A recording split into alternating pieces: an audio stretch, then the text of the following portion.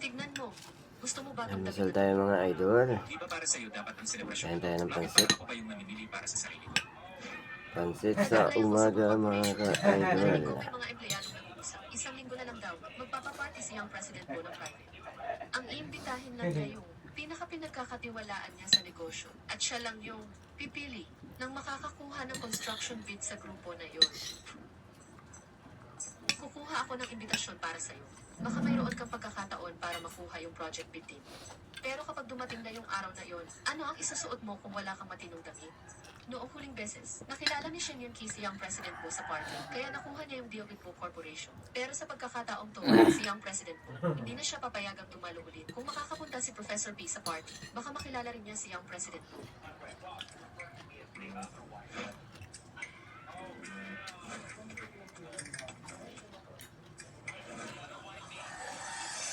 Uy, ang sapatos na yan. Di ba eksakto? Kagaya ng kayang president. Ay naku, madali kasi ako. Nakalimutan ko palang magpalit.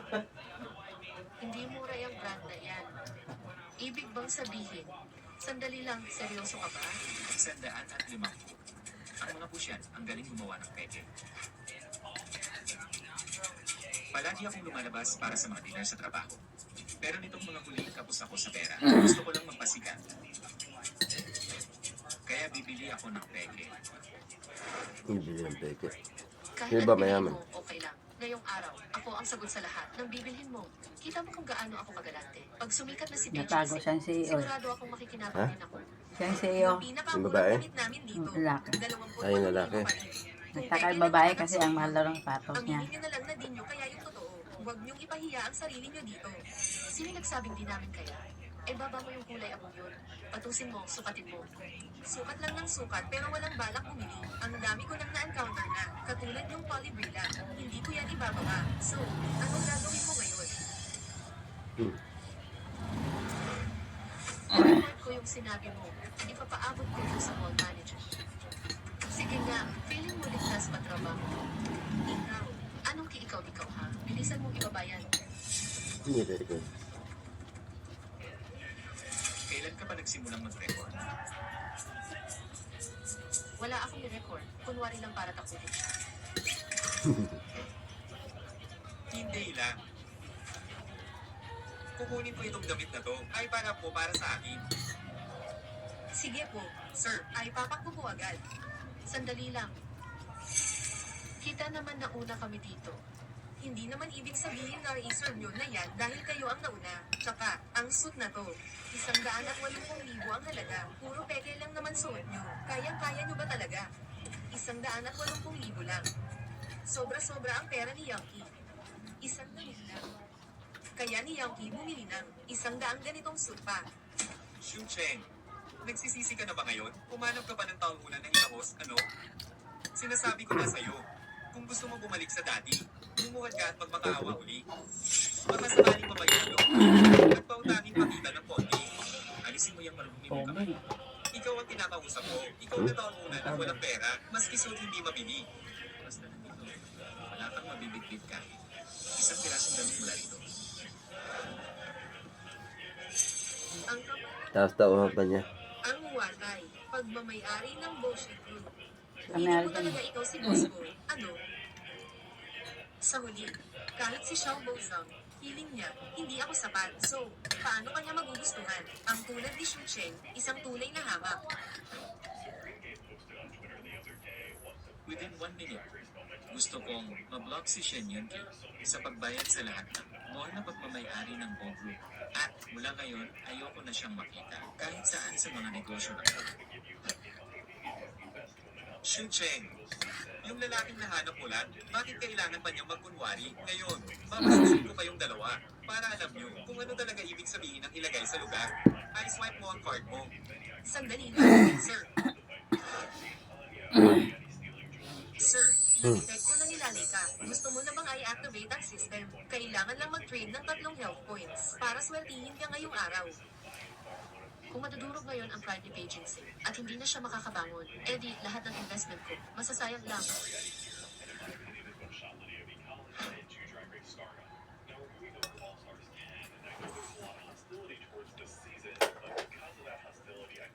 Tubig. Decline ng card.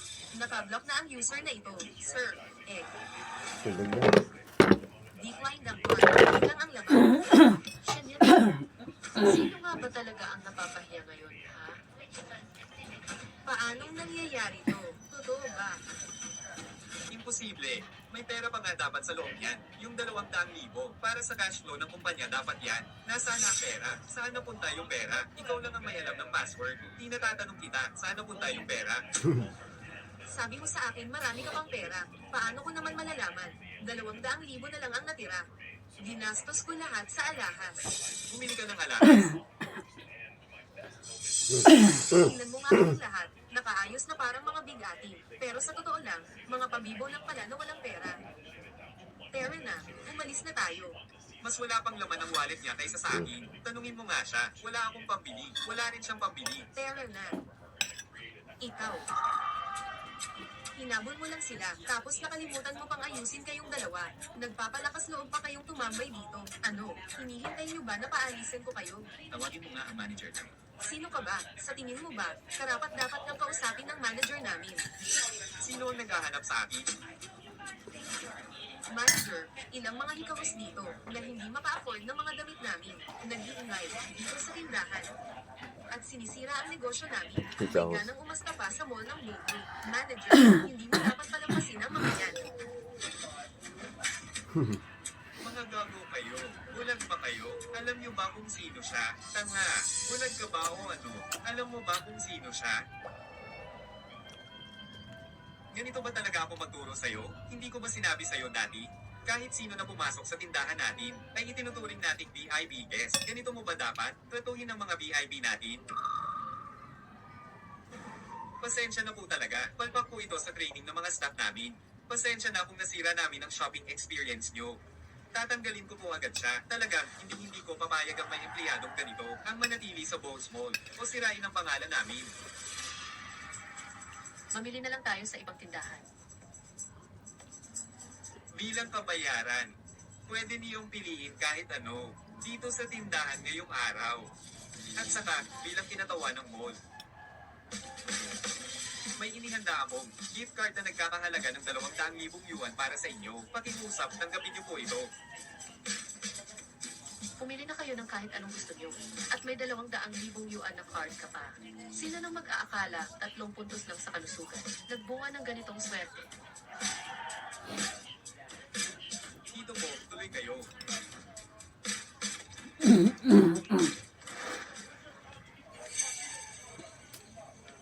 Sila may kabayaran, paano naman kami? Bumalik Wala na yan. kayong matatanggap. Bakit sila may kabayaran? Iba ang status nila kaysa sa inyo. Si Shu Cheng, ulila lang na walang magulang. Yung lalaking kasama niya, dating profesor na wala ng pera. Anong klaseng status ba meron sila? Noong nakaraang buhay ko, si Tingyo lagi ang nagbibigay sa akin ng swerte. Kaya bakit ngayon, lahat ng maganda, napupunta kay Shu Cheng na malandi? Alam mo ba kung sino ako? Ako ang batang boss ng pamilya Shen at magiging business partner ng Bo Corporation. Pati si Little Bo Hindi naman ito bigay. galang sa akin. Eh Walang ikaw, tubig. matalino ka. Ibigay mo na agad ang kabayaran ko ngayon din. Kung hindi, naniniwala ka bang hindi ko kayang isang tawag lang? Tapos matatanggal ka na agad. Ate Jen. Sa trabaho mo, ano, close kayo ni Little Bo namin. Uy, may tao ba dyan? Pumasok ka nga dito. Simula ngayon, bawal na silang dalawa sa lahat ng mall ng Bo Properties. Palayasin nyo nga tong dalawa. Mayabang na tanga na to. Oo, May abang na tanga. Tara na. Bitawan mo ako. Shenyan King, hanggang walang masbas galing sa akin. Lagi kang talo sa buhay na to. O, ano, naawa ka ba sa kanya? Niloko niya ako ng matamis. Nasalita dati ng sobra na kaya. Ako pa ulit-ulit, nabibiktima. Bukod doon, ang pinakaayaw ko talaga sa mundo ay Ano mo tubig? sinungaling. Kapag may nanloko sa akin, hindi ko sila Gulog mo papalagpasin. ah. So, paano kung hindi sinasadya ng tao na may tinago sila sa'yo? Thank you for watching. Professor